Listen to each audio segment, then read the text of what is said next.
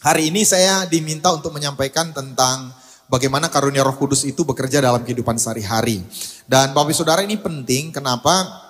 Ada banyak orang Kristen tuh lahir baru, tulus hati, mengasihi Tuhan, orang baik gitu ya. Tapi hidup mereka itu tidak maksimal. Kenapa?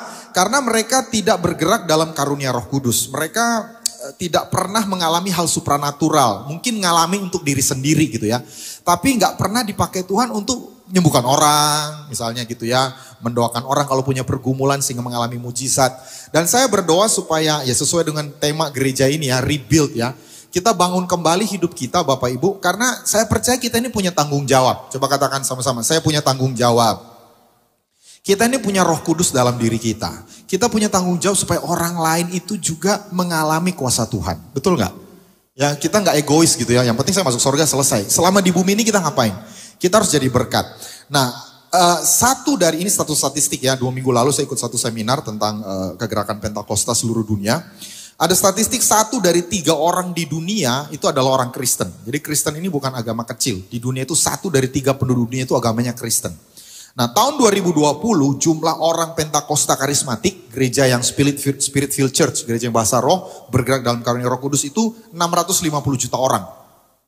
Dan diproyeksikan itu akan 1 miliar tahun 2050. Sehingga 2/3 orang Kristen itu entah agama Katolik atau orang karismatik. Jadi kalau dulu gereja Pentakosta karismatik saya nggak tahu ya. Itu dianiaya ya, dianggap sesat lah. Apa tuh bahasa roh, terus tepuk-tepuk tangan gitu ya. Bahkan mungkin ada bilang tepuk-tepuk nyamuk gitu ya. Lagi-lagi gereja gitu ya. Tapi sekarang udah mayoritas. 2/3 Kristen either you're Catholics or you're Pentecost. Dan luar biasanya ini baru 120 tahun yang lalu. Jadi gerakan Pentakosta itu ya kurang lebih tahun 1905-1906 di Azusa Street. Dalam 120 tahun Anda pergi ke semua kota di seluruh dunia, gereja paling besar pasti gereja Pentakosta karismatik. Benar? Di Jakarta, benar nggak? Benar nggak sih? Ini orang Jakarta kan ya? Oh jarang keliling, oh puji Tuhan. Anda setia di sini ya? Nggak tahu pastor gitu ya. Ya cek aja gitu ya. Saya atas anugerah Tuhan ini menerjemahkan juga ya, menerjemahin Pastor Kong ya. Jadi kalau ke kota-kota itu ketemu gereja-gereja besar. Di Makassar, di Manado, di Medan, di Surabaya, itu mega churches, itu pasti Pentecostal church. Dan saya percaya, kenapa? Karena doktrin ini, ada satu pengajaran itu tentang baptisan Roh Kudus. Berdoa dalam bahasa roh, itu jadi satu ciri dan juga satu kekuatan. Waktu orang itu dipenuhi Roh Kudus, dia berdoa dalam bahasa roh, intim dengan Roh Kudus, hidup mereka itu akan punya dampak. Dan apa yang terjadi secara makro, secara besar, secara gereja, itu juga terjadi secara individu. Kalau kita orang-orang yang mengalami janji Bapa sepenuhnya, di lingkungan kita tuh akan punya dampak Bapak Ibu Saudara. Jadi saya berdoa sesuai dengan tema gereja bulan ini kan juga bulan Pentakosta ya, minggu lalu kita baru merayakan. Mari stir up lagi, mari temukan lagi posisi kita, fungsi kita. Kita bukannya sekedar jadi orang Kristen baik-baik, mengasihi, secara sosial kita memberkati orang. But we need to move. Kita harus bergerak dalam karunia Roh Kudus. Kenapa? Karena Roh Kudus itu masih bekerja sampai nanti Yesus datang. Ada beberapa gereja namanya cessationisme. Jadi mereka percaya the spirit, karunia Roh itu sudah cease, sudah berhenti. Waktu rasul-rasul diangkat Tuhan, meninggal. Enggak. Saya masih ngalami. Saya doa orang sakit, puji Tuhan masih sembuh. Setan diusir masih keluar, betul ya? Artinya mujizat masih terjadi. Dan saya berdoa kita mau mengalaminya. Lukas 24 ayat 49, mari kita baca. Ini perkataan Yesus kepada murid-muridnya. Dan aku akan mengirim kepadamu apa yang dijanjikan Bapakku. Katakan janji Bapa. Tetapi kamu harus tinggal di dalam kota ini sampai kamu diperlengkapi dengan kekuasaan dari tempat tinggi. Jadi Bapa itu berjanji kita diberikan kuasa. Katakan diberi kuasa. Nah lalu di Kisah Rasul 2 ayat 1-4. Ini pemberian janji Bapa. Kita baca lagi sama-sama Bapak Ibu. 2-3. Ketika tiba hari Pentakosta, semua orang percaya berkumpul di satu tempat. Tiba-tiba turunlah dari langit suatu bunyi seperti tiupan angin keras yang memenuhi seluruh rumah di mana mereka duduk. Dan tampaklah kepada mereka lidah-lidah seperti nyala api yang bertebaran dan hinggap pada mereka masing-masing. Maka penuhlah mereka dengan Roh Kudus, lalu mereka mulai berkata-kata dalam bahasa-bahasa lain, seperti yang diberikan oleh Roh itu kepada mereka untuk mengatakannya. Jadi Kisah Rasul 2 ayat 1 sampai 4 ini penggenapan janji Bapa. Saya bacakan, ini janji Bapa. Apa? Baptisan Roh Kudus. Katakan sama-sama, baptisan Roh Kudus. Kisah 1 ayat 4. Pada suatu hari ketika ia makan bersama-sama dengan mereka, ia melarang mereka meninggalkan Yerusalem dan menyuruh mereka tinggal di situ menantikan janji Bapa. Katakan janji Bapa. Yang demikian katanya, telah kamu dengar daripadaku, sebab Yohanes membaptis dengan air, tetapi tidak lama lagi kamu akan dibaptis dengan Roh Kudus. Katakan, dibaptis dengan Roh Kudus. Jadi Bapa di sorga berjanji bukan hanya membawa kita masuk ke sorga karena dosa kita sudah ditebus, tapi dia memberikan baptisan Roh Kudus. Nah mungkin Bapak Saudara berkata, Pastor apa manfaatnya? Oh yang penting saya masuk sorga, betul. Yang paling utama adalah keselamatan. Yesus masuk di hati kita. Tapi seperti saya sampaikan tadi, selama di bumi ini Tuhan mau kita ini jadi berkat Bapak Ibu. Dan banyak masalah di sekitar kita. Saya percaya kita kenal banyak orang punya pergumulan. Itu sebabnya kita perlu mengalami baptisan Roh Kudus. Ada 4 alasan, paling tidak untuk kita pribadi ya. Yang pertama, kita bisa lebih peka terhadap kehendak Allah. Katakan lebih peka. Orang yang dibaptis Roh Kudus, kalau Bapak Ibu Saudara penuh Roh Kudus, banyak berdoa bahasa roh, Anda lebih peka terhadap kehendak Allah dalam hidup Anda pribadi. Karena dia akan menyampaikan hal-hal yang akan datang. Yohanes 16 ayat 13, mari kita baca, 2-3. Tetapi apabila ia datang yaitu roh kebenaran, ia akan memimpin kamu ke dalam seluruh kebenaran. Sebab ia tidak akan berkata-kata dari dirinya sendiri, tetapi segala sesuatu yang didengarnya, itulah yang akan dikatakannya, dan ia akan memberitakan kepadamu hal-hal yang akan datang. Yang mau katakan amin. Jadi Roh Kudus itu tahu segala sesuatu, dia maha tahu. Dan luar biasanya dia mau memberitakan kepada kita. Terutama kalau Anda masih relatif lebih muda ya. Kalau kita sudah umur 50, 60, enggak banyak lagi hal yang akan datang gitu ya. Kayaknya garis finish itu enggak jauh lagi. Tapi kalau Anda masih muda, banyak hal yang Anda perlu tahu tentang masa depan Anda. Dan itu sebabnya perlu intim dengan Roh Kudus. Karena Roh Kudus akan memberitakan kepada Anda apa yang akan terjadi di masa yang akan datang. Yang pertama, peka. Lalu yang kedua, kita akan lebih mudah memahami setiap kebenaran firman Allah. Katakan lebih mudah faham. Saya sudah berkhotbah itu sekitar 25 tahun. Faham di sini sama faham di sini itu 2 hal yang berbeda. Alkitab atau firman Tuhan itu beda sama matematika. Anda bisa faham matematika di sini, nggak perlu di hati. Untuk apa gitu ya. Tapi faham firman Tuhan itu perlu di hati. Contoh ya, berapa banyak yang setuju bahwa perpuluhan itu benar? Banyak ya. Terutama kalau Anda diajar tentang perpuluhan ya. Ada memang ajaran aneh lah di luar sana gitu ya. Perpuluhan perjanjian lama, Yesus gak ngasih perpuluhan panjang lah ya. Tanya aja sama gembala sini betapa sesatnya hal itu. Saya berani bilang gitu ya. Itu menyesatkan. Tapi orang yang setuju perpuluhan pun belum tentu melakukan. Benar gak? Makanya ada yang bilang kepala ke hati itu 2 jengkal. Tapi kadang-kadang 2 jengkal ini butuh 20 tahun. 20 tahun diajar baru dilakukan. Nah Roh Kudus itu akan menolong kita untuk faham di hati. Kita dengar firman dan kita lakukan. Katakan lakukan. Dan saya mau kasih tahu Bapak Ibu, nanti di sorga kita itu dinilai bukan dari berapa banyak firman yang kita tahu. Tapi dari berapa banyak yang kita lakukan, benar. Makanya ahli Taurat sama orang Farisi tahu banyak firman Tuhan. Yesus bilang kamu sesat. Kamu tidak mengenal kitab suci maupun kuasa Allah. Bukan berarti saya bilang jangan banyak belajar firman.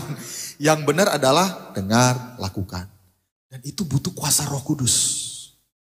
Waktu kita banyak berdoa bahasa roh, waktu kita banyak bersekutu dengan Roh Kudus, dia akan membuat kita faham. Dan lagi, atau kita baca dulu ayatnya. Mari kita baca, ini Tuhan Yesus yang berkata, 2-3, tetapi penghibur yaitu Roh Kudus akan diutus oleh Bapa dalam namaku, dialah yang akan mengajarkan segala sesuatu kepadamu dan akan mengingatkan kamu akan semua yang telah kukatakan kepadamu. Katakan Roh Kudus mengajar. Dan ini bukan hanya untuk kita hamba-hamba Tuhan yang khotbah. Seringkali, mohon maaf ya ini bukan menghakimi, saya ini juga menggembalakan cukup lama ya, sekitar 25 tahun. Banyak jemaat itu berpikir ini tugas pendeta, tugas pengkhotbah untuk faham firman Tuhan. Nanti tugas kalian menjelaskan kepada kami. In a sense iya, ini panggilan kita. Tapi sisi lain setiap orang itu punya tanggung jawab untuk belajar firman. dan memberitakannya juga. Contoh, anak-anak kita, ya Bapak Ibu Saudara yang punya anak, punya ponakan, punya cucu. Berapa lama sih mereka di gereja dengar firman? Ada pembina anak di sini ya? Paling lama 30 menit. Anak zaman sekarang dikhotbahin lebih dari 30 menit. Wah udah rusuh pikirannya. Karena kan TikTok ya gitu bener kan? Sekarang TikTok tuh 1 menit, lebih dari 1 menit boring. Jadi anak sekarang itu span of concentration itu gak lama. Jadi 30 menit anak kita itu dengar firman di gereja sudah hebat. TikToknya berapa jam sehari Bu? Minimal 3 kata survei. Ini 3 jam sehari kali 7, 21 jam. Banding setengah jam. Jadi kalau kita harapnya anak saya bandel nih kenapa nih pembina anaknya kurang serius ngajar. Cuma setengah, what do you expect? Jadi tanggung jawab paling besar di mana? Kita orang tua. Kita nggak bisa salahkan guru, kita nggak bisa salahkan pembina anak, kita yang harus tanggung jawab ngajarin firman. Saya nggak sempat bagikan, tapi Alkitab hukum Taurat itu bilang orang tua lah yang harus mengajar firman sama anak-anaknya. Tanggung jawab utama mengajar firman di orang tua. Just because apa? The time you have with your children, itu aja dulu. Masalah yang lain oke lah, kemampuan dan sebagainya. Di gereja itu cuma 2 jam. Di sekolah berapa jam? Ya, di sekolah gak belajar firman ya, matematika. Anda kan gak bayar SPP buat belajar firman ya. Tapi di rumah, mereka sopan sama orang tua, mereka hidup jujur, mereka rendah hati, mereka mengasihi. Di mana? Di rumah Bapak, di rumah Ibu. Dan tanggung jawab siapa? Kita orang tua. Maka saya bilang Bapak Ibu Saudara bersyukur ada di gereja yang ada kelas-kelasnya. Dengar firman 1 jam seminggu tidak cukup. Coba katakan kiri kanan, sejam seminggu gak cukup. Benar gak? Anda browsing medsos berapa jam sehari? Lama banget nih Pastor. Saya bukan itu ya. Karena memang ada parkiran nanti harus masuk tukeran ya. Tapi paling lama khotbah tuh 45 menit seminggu. Jadi kalau ada kelas SMK jangan absen. Benar. Kami juga ada kelas. Saya termasuk yang paling cerewet ngingetin anggota komsel. Jangan lupa ya kelas ya, jangan lupa kelasnya. Nambah komsel. Paling berapa jam? Jadi setiap hari kita perlu paham firman. Dan caranya adalah bukan hanya sekedar baca Alkitab, kita harus banyak berdoa bahasa roh. Ada hal-hal, kenapa Rasul Paulus itu dipercayakan banyak misteri Alkitab. Dia diangkat ke sorga, langit ketiga. Karena dia bilang, aku berbahasa roh lebih dari kamu semua. Memang tidak di depan publik, terbatas dia. Tapi di dalam private time, dia banyak berdoa bahasa roh. Sehingga rohnya itu intim sekali, dia very familiar, sangat familiar dengan suara Roh Kudus. Amin. Tapi yang ketiga ini juga dampaknya. Kita akan menerima kuasa dunamis. Katakan dunamis. Ya, saya sengaja cantumkan dunamis. Dunamis itu bahasa Yunani yang diterjemahkan jadi kuasa. Dan asal katanya sama dengan dinamit. Jadi kuasa ledakan. Ini bukan hanya sekedar kuasa yang biasa-biasa. Kalau dinamit meledak di luar saya percaya semua kabur. Betul gak? Ada dampak besar. Wih, ada orang kayak gini di kantor kita. Baru tahu saya ada orang yang bisa nyembuhin orang sakit di kantor kita. Oh itu dinamit tuh. Sampai presiden juga tahu. Amin. Saudara gak mau kayak gitu. Mau kan ya? Kayaknya kurang semangat ya. Saya tuh kebayang ya. Petrus ya. Itu dia jalan. Bayangannya nyembuhin orang loh. Saya tuh pengen banget Tuhan. Sebelum kau datang. Kayak gitu tuh bisa saya lihat lagi. Dan Petrus itu ordinary people. Nelayan. Dia bukan theologian, dia bukan, oke, Paulus itu scholars ya, dia belajar tahunan Alkitab. Petrus itu nelayan, marketplace people, gak belajar khusus teologi. Tapi bergerak dalam dunamis. Mari kita baca kalau kita ingin mengalaminya, 2, 3. Tetapi kamu akan menerima kuasa kalau Roh Kudus turun ke atas kamu dan kamu akan menjadi saksiku di Yerusalem dan di seluruh Yudea dan Samaria dan sampai ke ujung bumi. Yang mau katakan amin. Jadi menarik Bapak Ibu ya, ternyata Tuhan itu sebetulnya from day one ya, menyuruh gereja itu menjadi saksi karena kuasa. Saya tidak halangi, sekarang kita itu bersyukur ya, gereja itu ada sekolah Kristen, ada rumah sakit Kristen, kita itu bisa menjadi saksi dengan banyak cara. Ada artis Kristen, ada pengusaha Kristen, tapi sejak awal gak pernah ada metode lain kecuali demonstrasi kuasa. Sakit sembuh, kerasukan setan sembuh, datang di bawah gereja bermasalah sembuh, itu metodenya. Nah, jadi jangan sampai kita hilang the very first touch-nya. Jadi waktu orang gereja, itu yang dipikirin memang, di situ ada kuasa supranatural. Orang mikir, orang Kristen, oh ya, seorang Kristen murah hati harus, orang Kristen baik hati harus. Tapi orang Kristen penuh kuasa, itu sebetulnya tanda sejak awal. Yang mau katakan amin. Dan sekali lagi, Tuhanlah yang berkuasa. Kita ini cuma saluran. Saya bagikan tadi pagi juga, ini contoh saja untuk kemuliaan Tuhan ya. Jadi dunamis yang paling besar yang pernah kami saksikan saya dan istri itu peristiwa pindah ginjal. Jadi beberapa tahun lalu itu ada ponakan istri saya namanya Alda. Umur masih 5 tahun, orang Rote tapi tinggal di Kupang, Nusa Tenggara Timur. Jadi ceritanya sejak kecil, sejak bayi sampai umur 5 tahun dia panas tinggi terus. Setiap bulan panas, terus dikasih obat turun, naik lagi bulan depan. Akhirnya dicek lah, dibawa ke RSCM, dirujuk. Di USG ternyata ginjalnya dua-duanya di satu sisi. Satu tempat. Itu yang bikin panas. Dan saya terus terang belum pernah dengar kasus pindahin ginjal. Transplantasi ginjal iya kan ginjalnya nggak ada ya. Atau diambil karena rusak, dicampur. Tapi semua infrastrukturnya, kabel-kabelnya kan udah ada 2 gitu ya. Kalau semua kabelnya di sini nggak ada, gimana caranya? Saya juga ngerti gitu ya. Singkat cerita, sebelum dibawa ke RSCM untuk tindakan lanjutan, ketemulah sama kami. Kami dulu tinggal di apartemen Mall of Indonesia. Jadi di food court, didoain lah papa mamanya datang. Jadi hitungannya papa mamanya ini sepupunya istri saya. Dia bilang, Kak, tolong doakan. Lalu kemudian kami layani lah. Jadi rupanya dulu papa mamanya waktu masih youth, masih single, rajin melayani di gereja. Terus kemudian udah kerja, udah punya anak, sibuk gak pelayanan lagi. Saya gak bilang ini teguran Tuhan ya. Saya gak mengadut teologi ya, Tuhan kejam. Enggak. Yang saya maksud adalah kami layani. Dan sejak itu puji Tuhan lewat peristiwa ini, suami istri akhirnya melayani di gereja. Makanya tetap melayani di gereja, amin. Coba katakan kiri kanan, ayo melayani lagi. Tapi fokusnya adalah anak ini. Kami doain di food court. Gak ada alat musik, gak ada mari kita angkat pujian. Bagi Tuhan tidak ada yang mustahil, gak ada. Kami doakan, kami tumpangkan, amin pulang.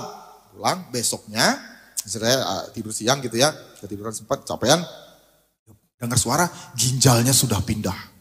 Pas papanya telepon, kak, ini tolong doakan, kami mau ketemu dokter sekarang. Istri saya bilang, tenang aja, Tuhan bilang ginjalnya udah pindah. Kalau gak salah 2 jam kemudian, di USG di telepon, ginjalnya udah kembali kiri kanan. Itu yang menyebabkan saya percaya, namanya karunia mujizat itu masih ada Bapak Ibu. Jadi kalau ada gereja yang bilang sudah berakhir, saya dengar kesaksian 8 tahun lalu, udah berapa tahun lalu sih, masih ada. Artinya sampai Yesus datang masih ada. Tapi yang saya mau tekankan gini, kita ini bagiannya adalah jadi agentnya, jadi sarananya.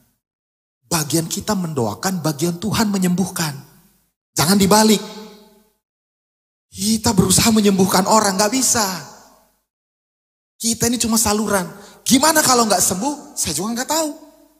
Di Injil saya pernah baca, bahkan Yesus pulang ke kampung halamannya, gak banyak orang yang bisa disembuhkan. Ada orang sakit, gak bisa disembuhkan. Bukan karena Yesus pilih kasih, bukan karena Yesus kurang kuasa, Alkitab bilang mereka gak percaya. Jadi kalau ada orang datang kita doain gak sembuh, mungkin mereka datang karena disuruh-suruh orang gak percaya. Ya I don't know. Bagian saya doain. Tapi kalau sembuh, dinamit, bener gak? Paling tidak dinamit untuk keluarga besarnya. Alda sembuh. Untuk Aldanya, saya harap dia akan jadi hamba Tuhan. Karena dulu dia lahir sampai umur 5 tahun, ginjalnya di kiri semuanya. Oh gak salah di kiri ya. Sekarang normal, itu jadi dinamit untuk dia. Dan saya perlu sampaikan ini tanggung jawab kita Bapak Ibu. Kita tidak hanya segera menikmati kuasa Tuhan. Kita ini harus jadi saluran kuasa Tuhan. Amin. Dari segala usia, saya dorong anak-anak juga. Kalau ada temannya sakit, gak usah tunggu nanti, gue bawa pendeta gue sakti. PKS gue sakti. Gak usah. Kita juga sama saktinya, amin. Sakti itu maksudnya ada kuasa supranatural gitu ya. Kita bisa doakan orang. Orang akan disembuhkan. Yang percaya katakan amin. Dan itu yang membuat kita akan memiliki pelayanan yang lebih efektif. Nomor 4. Waktu kita dibaptis Roh Kudus, pelayanan kita lebih efektif. Saya sangat percaya profesi kita itu cuma sarana. Panggilan kita itu adalah membawa kerajaan Allah ada di muka bumi. Bapak ibu pengusaha, ibu rumah tangga, karyawan, mahasiswa, pelajar, saya full timer, itu semua cuma sarana. Tujuan kita adalah kita melayani orang di dunia ini. Nanti kita akan terima upah di sorga. Itu perbedaan panggilan kita. Itu perbedaan paradigma kita. Makanya jangan terjebak dengan cara-cara dunia. Karena pakai cara-cara kotor untuk bisnis berhasil, pakai cara-cara kotor untuk naik jabatan, nyontek supaya IP tinggi. What's the point? Karena kita itu cuma sarana untuk kita bisa melayani orang. Lukas 24 ayat 49, dan aku akan mengirim kepadamu apa yang dijanjikan Bapakku, tetapi kamu harus tinggal di dalam kota ini sampai kamu diperlengkapi dengan kekuasaan dari tempat tinggi. Yang mau katakan amin. Di hari ini kita akan berdoa. Kalau Bapak Saudara belum menerima baptisan Roh Kudus dengan tanda bahasa roh, terima hari ini. Yang sudah, mari terus tingkatkan.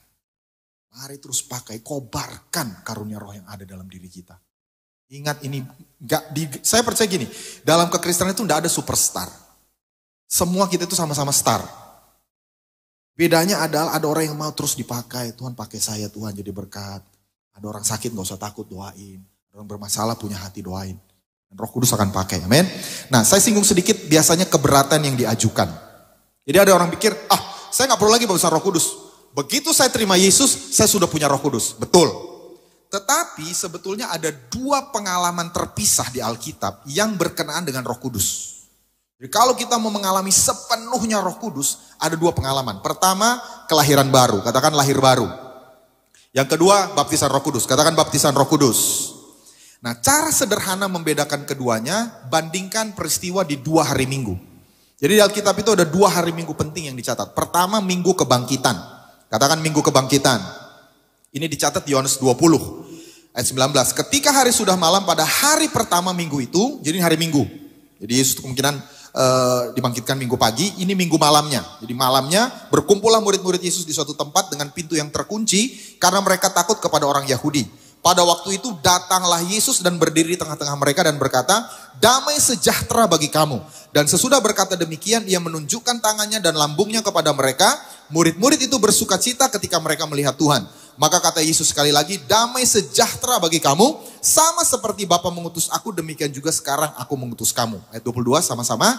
Dan sesudah berkata demikian, ia mengembusi mereka dan berkata, terimalah Roh Kudus. Kata mengembusi itu dalam bahasa Yunaninya itu memberi nafas. Sama seperti istilah yang dipakai waktu Allah Bapa memberi nafas kepada Adam yang masih dalam bentuk tubuh tanah menjadi makhluk hidup. Jadi dalam peristiwa ini mereka menerima Roh Kudus masuk dalam diri mereka. Itu yang menyebabkan mereka lahir baru. Rohnya dilahirkan kembali. Dan kenapa ini baru terjadi sekarang? Karena ada 2 syarat untuk orang itu menerima Yesus di hati mereka. Roma 10 ayat 9 berkata, sebab jika kamu mengaku dengan mulutmu bahwa Yesus adalah Tuhan. Katakan Yesus adalah Tuhan. Itu syarat pertama. Anda mau diselamatkan, Anda harus mengaku Yesus adalah Tuhan. Allah menjadi manusia. Namanya Yesus. Yesus yang manusia itu adalah Tuhan. Itu iman Kristen. Lalu yang kedua, bahwa Allah telah membangkitkan dia dari antara orang mati, maka kamu akan diselamatkan. Jadi syarat kedua, percaya bahwa dia bangkit dari kematian. Nah masalahnya, murid-murid itu belum menyaksikan Yesus bangkit. Sampai Yesus mati, mereka percaya dia adalah Tuhan. Tapi sesudah dia bangkit, baru bisa diselamatkan, karena mereka percaya Allah membangkitkan dia dari kematian. Cukup jelas ya? Jadi di sini mereka lahir baru, mereka diselamatkan. Tapi nggak berhenti. Selesai, pengalaman dengan Roh Kudus belum lengkap. Makanya di ayat 49 Lukas 24, Yesus berkata lagi, kalau sudah selesai baptisan Roh Kudus itu sama dengan lahir baru, Tuhan Yesus nggak akan bilang di ayat 49 Lukas 24, aku akan, katakan akan. Berarti udah terjadi belum? Belum, akan, ntar. Aku akan mengirim kepadamu apa yang dijanjikan Bapakku, tetapi kamu harus tinggal di dalam kota ini sampai kamu diperlengkapi dengan kekuasaan dari tempat tinggi. Diulang lagi Kisah Rasul 1 ayat 5. Sebab Yohanes membaptis dengan air tetapi tidak lama lagi. Katakan tidak lama lagi. Artinya belum kan? Tidak lama lagi kamu akan dibaptis dengan Roh Kudus. Tetapi kamu akan menerima kuasa. Katakan akan. Berarti belum menerima kuasa ya. Ntar terima kuasa. Kapan? Kalau Roh Kudus turun ke atas kamu. Kamu akan menjadi saksiku di Yerusalem, di seluruh Yudea dan Samaria dan sampai ke ujung bumi.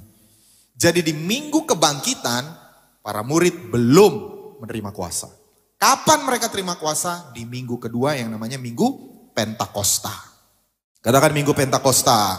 Itu di Kisah 2 ayat 4. Maka penuhlah mereka dengan Roh Kudus. Lalu mereka mulai berkata-kata dalam bahasa-bahasa lain. Seperti yang diberikan oleh Roh itu kepada mereka untuk mengatakannya. Sejak saat itu mereka bergerak dalam kuasa. Sebelum itu Petrus itu tidak pernah melakukan mujizat waktu Yesus mengutus berdua-berdua.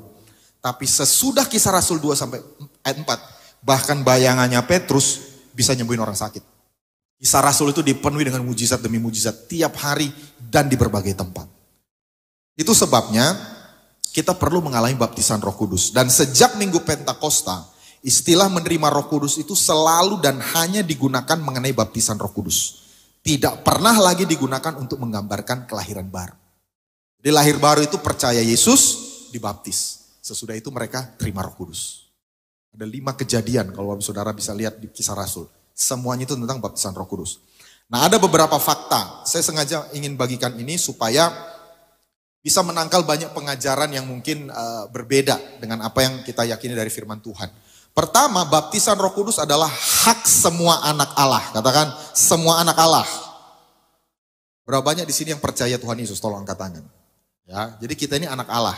Yohanes 1 berkata, siapa yang percaya kepada Yesus diberi otoritas menjadi anak Allah. Jadi kalau Anda percaya Tuhan Yesus, Anda adalah anak Allah. Dan ini untuk kita semua. Bukan hanya untuk orang-orang dengan tingkat rohani yang tinggi.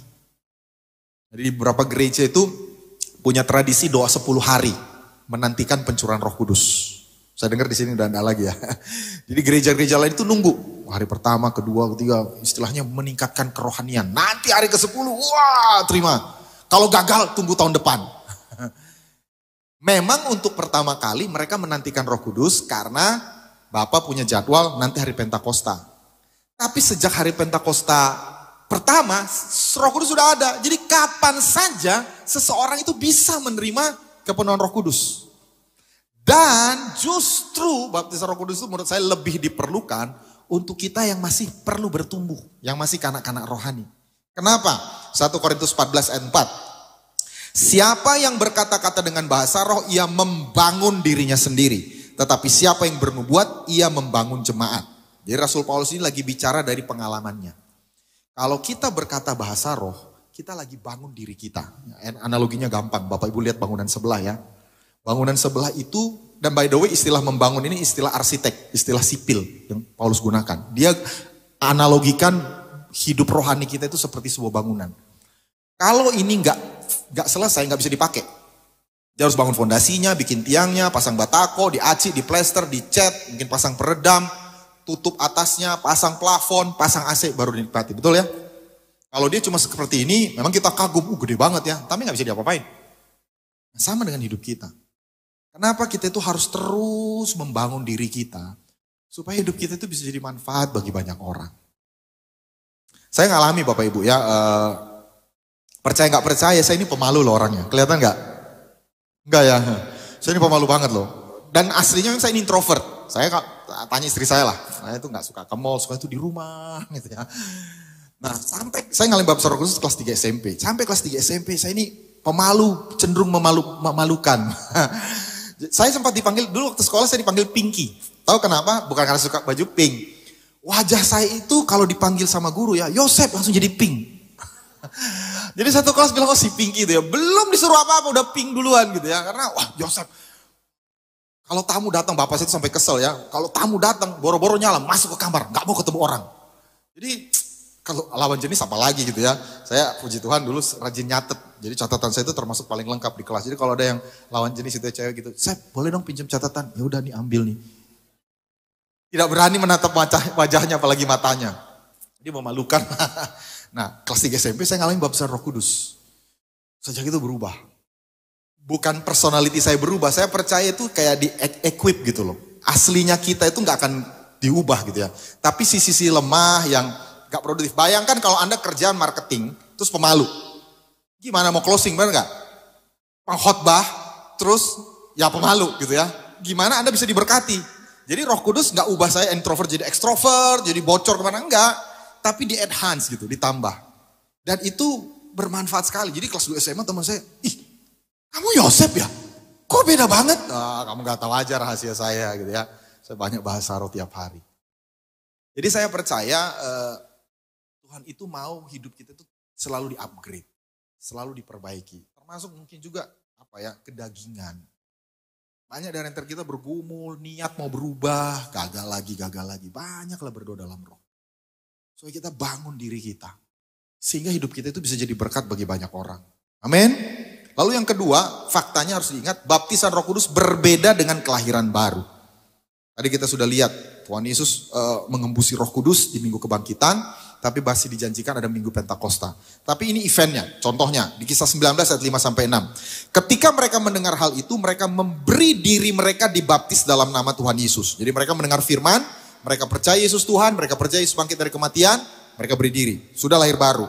Tapi baru ayat 6, ketika Paulus menumpangkan tangan di atas mereka, turunlah Roh Kudus ke atas mereka, mulailah mereka berkata-kata dalam bahasa roh dan bernubuat. Bisa lihat ya? Jadi dua event yang berbeda. Ada yang namanya pertobatan, baptisan air, lalu baptisan Roh Kudus. Memang bisa urutannya dibolak-balik. Baptisan air dan baptisan Roh Kudus maksudnya. Kalau lahir baru itu syarat utama. Boleh nggak baptisan air duluan? Boleh. Ada kejadiannya di rumah Cornelius. Baptisan Roh Kudus duluan. Mereka dibaptis Roh Kudus, mereka berbahasa roh, sesudah itu mereka memberi diri dibaptis air. Jadi urutannya bisa diubah. Lalu yang ketiga, berbicara dalam bahasa roh adalah bukti Alkitabiah satu-satunya untuk baptisan Roh Kudus. Katakan satu-satunya. Jadi yang bilang, oh saya sudah baptis Roh Kudus, saya sekarang lebih sukacita. Sukacita itu buah roh, bukan tanda baptisan Roh Kudus. Saya lebih mengasihi, kasih itu buah roh. Dan itu relatif. Tidak bisa dijadikan patokan, sukacita yang seperti apa, kasih yang seperti apa. Karena kita terus bertumbuh, sampai Yesus datang, kita akan terus bertumbuh dalam kasih, dalam sukacita, dalam damai sejahtera. Tapi bukti, ya ini sudah dibaptis, ada buktinya. Contoh baptisan air. Bukti Anda dibaptis air apa? Basah, benar nggak? Kalau Anda datang gitu ya, ke gereja, udah dibaptis belum? Udah, kok kering? Belum dong. Tapi kalau udah basah gitu ya, udah dibaptis, benar kan? Jadi baptisan air buktinya apa? Basah. Baptisan Roh Kudus buktinya apa? Harus ada. Dan Alkitab mencatat, ada yang dilihat dan didengar, yaitu bahasa roh. Kisah Rasul 2 ayat 33. Dan sesudah ia ditinggikan oleh tangan kanan Allah dan menerima Roh Kudus yang dijanjikan itu, maka dicurahkannya apa yang kamu lihat dan dengar. Katakan lihat dan dengar. Jadi waktu mereka terima Roh Kudus, ada bukti yang bisa dilihat dan didengar. Apa itu? Di Kisah Rasul 2 pertama kali. Saya nggak akan baca semua ayatnya. 2 ayat 4, 6 sampai 8. Tapi ayat yang ke-8. Tolong ditampilkan. Terus ya ayat 8. Ayat 8 kita baca 2, 3. Bagaimana mungkin kita masing-masing mendengar mereka berkata-kata dalam bahasa kita sendiri, yaitu bahasa yang kita pakai di negeri asal kita. Katakan mendengar. Jadi ada yang mereka dengar. Dan apa yang mereka dengar, mereka berkata-kata dalam bahasa yang orang itu gak bisa ngerti harusnya. Gimana mungkin? Dia orang Indonesia, tiba-tiba bahasa Prancis, gak pernah kursus. Nah, ada yang tanya, Pastor berarti kalau gitu tandanya harusnya ada orang lain bisa mengerti gak? Gak juga. Kalau di 1 Korintus 14 dikatakan, bahasa roh itu hanya bisa dimengerti oleh Tuhan. Ada yang bisa dimengerti orang lain, tapi tidak harus selalu. Kenapa? Karena memang ini roh kita yang berbicara. Dan suka ada yang bilang gini, kayaknya dibuat-buat. Buktinya mirip. Mirip itu yang kita dengar dengan telinga kita. Yang didengar Tuhan, Anda gak tahu.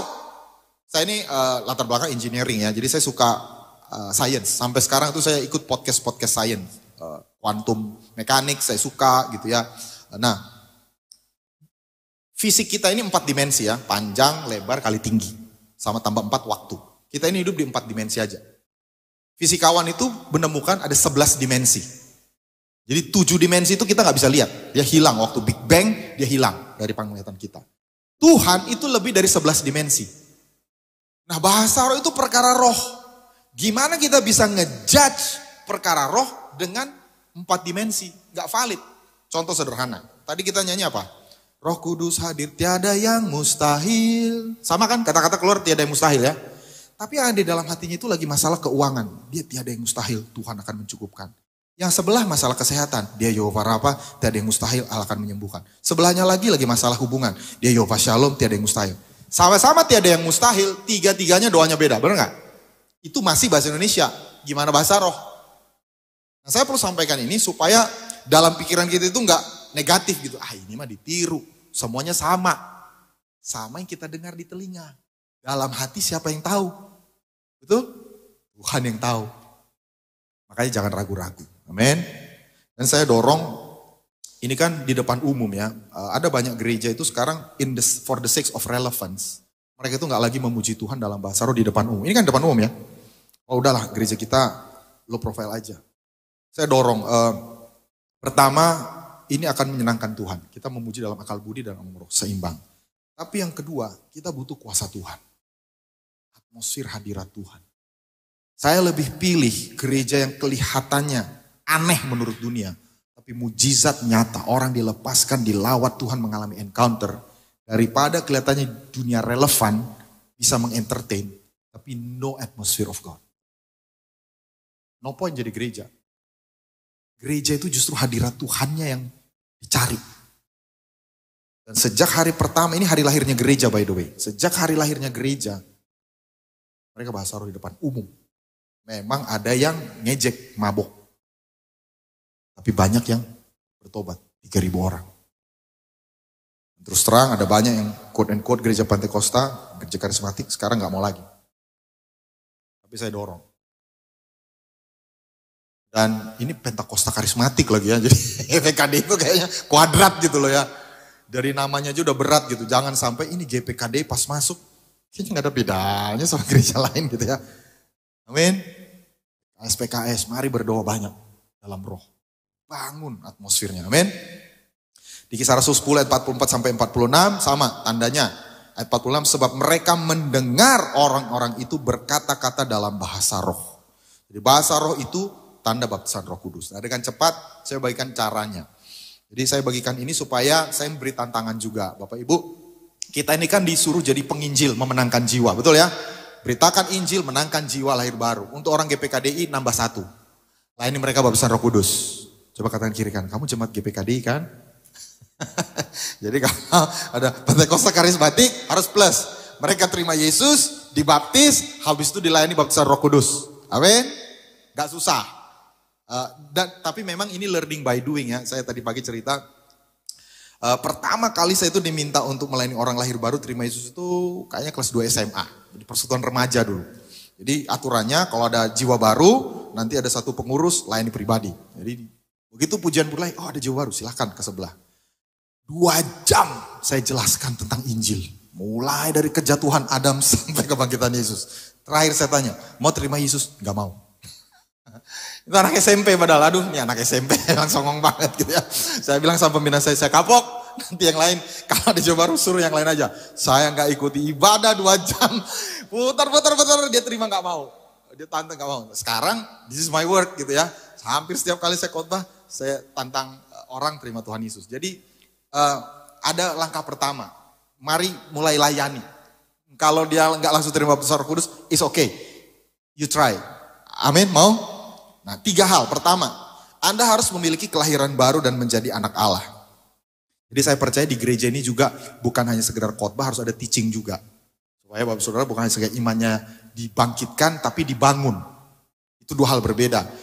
Khotbah itu membangkitkan iman, tapi pengajaran itu membangun iman. Saudara perlu iman saudara bertumbuh juga, bukannya segera kuat menghadapi tantangan. Jadi teaching itu perlu. Pertama, harus lahir baru jadi anak Allah. Kisah 2:38, jawab Petrus kepada mereka, bertobatlah dan hendaklah kamu masing-masing memberi dirimu dibaptis dalam nama Yesus Kristus untuk pengampunan dosamu, maka kamu akan menerima karunia Roh Kudus. Ya, karunia di sini dalam bahasa aslinya dorea, katakan dorea. Bukan karisma yang di 1 Korintus 14. Jadi banyak orang bilang, ini tidak untuk semua orang. Karena di 1 Korintus 14 dibilang tidak semua orang berkata-kata dalam bahasa roh. Tidak semua orang bernubuat. Itu karisma. Tapi dorea adalah karunia Roh Kudus untuk semua orang yang menerima Yesus. Dia berhak menerima baptisan Roh Kudus. Di Lukas 11 ayat 13, Yesus sendiri berkata, jika kamu yang jahat tahu memberi pemberian yang baik kepada anak-anakmu, apalagi Bapamu yang di sorga, Ia akan memberikan Roh Kudus kepada mereka yang meminta kepadanya. Katakan anak-anak Bapa. Jadi kalau kita sudah jadi anak, kita berhak menerima Roh Kudus.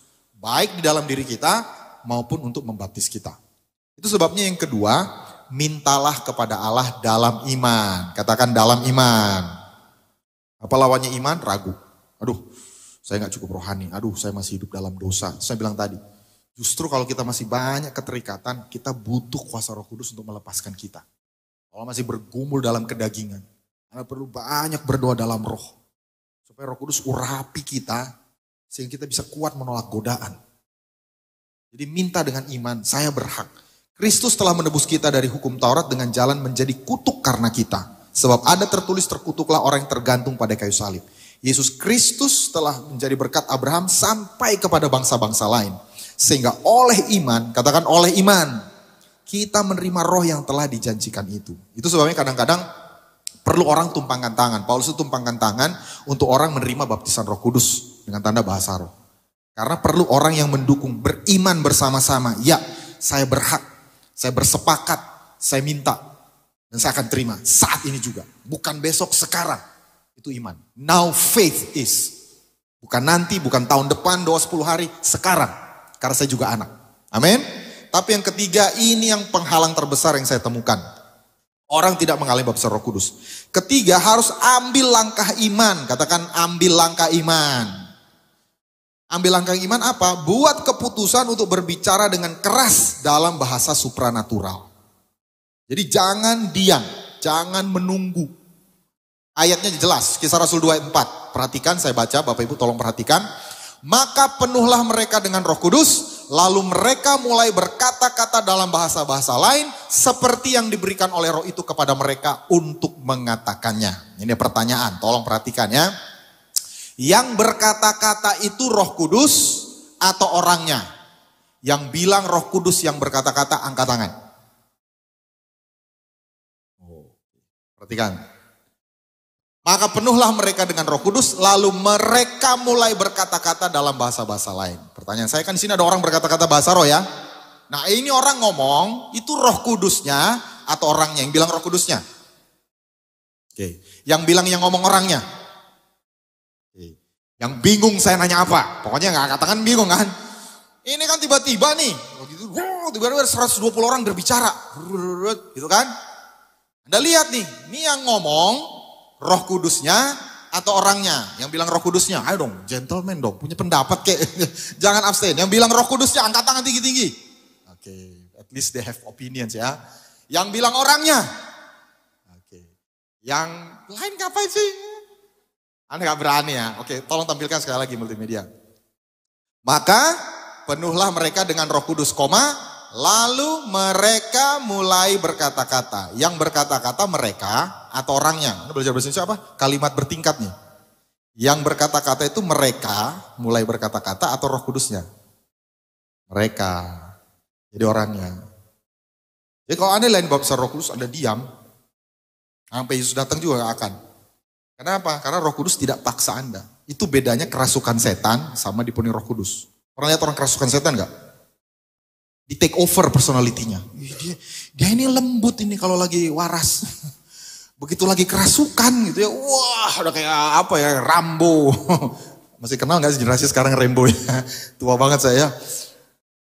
Kata-katanya jadi kasar. Apa tatapan matanya tajam. Pernah kan ya lihat orang kerasukan? Bukan dia. Setannya yang take over personality dia. Tubuhnya diambil alih. Roh Kudus gak pernah gitu. Roh Kudus itu lembut. Dia gak maksa, dia menuntun, dia membimbing, dia menghibur. Jadi kalau Anda gak mau, saya gak mau, ya sudah. Tapi begitu kita dengan iman mulai ucapkan sesuatu, ucapin apa? Jangan bahasa Indonesia, Tuhan Yesus engkau baik, itu bukan bahasa roh, bahasa Indonesia. Atau I love you Jesus, you're so good in my life, itu bahasa Inggris. Haleluya, haleluya, haleluya, itu bahasa Ibrani. Karena ada yang gitu ya dulu gitu ya. Pokoknya ucapin haleluya makin cepat nanti berdoa. Gak ada itu ayatnya. Di mana ada ayatnya? Anda harus dengan iman ucapkan sesuatu. Apa? I don't know. Saya gak bisa ikuti saya, gak boleh. Anda harus dengan iman ucapkan sesuatu. Nanti Roh Kudus akan meluap-luap from your innermost being. Itu kata Yohanes 7. Amen. Jadi kalau Anda juga melayani orang, ajarkan ini. Sampai biar Yesus sendiri yang tumpang tangan. Kalau kamu gak mau bahasa roh, diam. Ya udah enggak. Dan ini ada dalam realm will, keputusan. Bukan dalam feeling. Jadi ini juga pengalaman ya. Gak salah sih sebetulnya. Ada orang tuh sampai kayak mesin diesel ya. Udah panas, baru dia bahasa roh. Bisa, ada yang kayak gitu. Sama kayak kita lahir baru ya. Ada orang tuh lahir baru dilayani Yesus langsung. Pernah gak ya? Saya di penjara, sewaktu itu Yesus masuk ke dalam sel saya. Saya terima Yesus. Wah, iri nggak? Iri. Saya itu udah dari Kristen dari bayi gitu ya, sampai sekarang. Jangankan Yesus, malaikatnya aja belum pernah mengunjungin saya. Saya dilayani pribadi sama ayah saya langsung. Tapi sah-sah masuk sorga. Percaya Yesus dan dibangkit dari antara kematian. Dia beda, Yesus langsung. Tapi sama-sama lahir baru. Roh Kudus juga sama. Ada yang wah kayak apa ya, fenomenal gitu. Wah, dia lihat langit terbuka, dia basah roh. Silahkan. Ada yang santai aja. Kenapa? Karena it's in the realm of willing. Keputusan, kehendak. 1 Korintus 14 ayat 14-15. Ya, 5 menit lagi. Sebab jika aku berdoa dengan bahasa roh, maka rohkulah yang berdoa, tetapi akal budiku tidak berdoa. Jadi apa yang harus kubuat? I will pray with my spirit, but I will pray also with my understanding. I will sing and praise with my spirit, I will sing and praise with my understanding. Jadi will, katakan will. Will itu kehendak, aku pengen, aku mau. Waktu kita mau, kita bisa. Amin. Jadi hari ini itu yang saya ingin sampaikan, pesan dari Tuhan. Mari GPKDI Jelambar, kita bangkitkan lagi roh kita. Kita bergerak jadi agent, jadi tangannya Tuhan. Bergerak dalam karunia Roh Kudus. Caranya adalah terima dulu janji Bapa. Saya undang pemain musik, WL Singers bisa maju ke depan. Kita mau berdoa, saya undang kita bangkit berdiri.